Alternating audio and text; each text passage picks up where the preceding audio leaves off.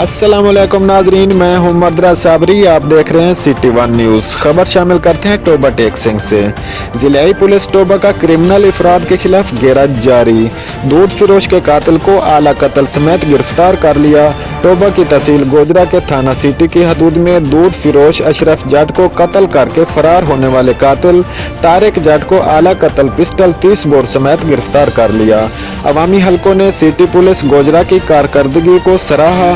D P او ٹوبہ رانا عمر فروخ خان سے مطالبہ کیا ہے کہ قاتل کو اعلی قتل سمیت گرفتار کرنے والی ٹیم کو نقد انعام سمیت تعریفی سرٹیفکیٹ دیے جائیں۔ رپورٹ کر رہے ہیں district reporter Maqbool Tariq, city one news Toba Tek Singh.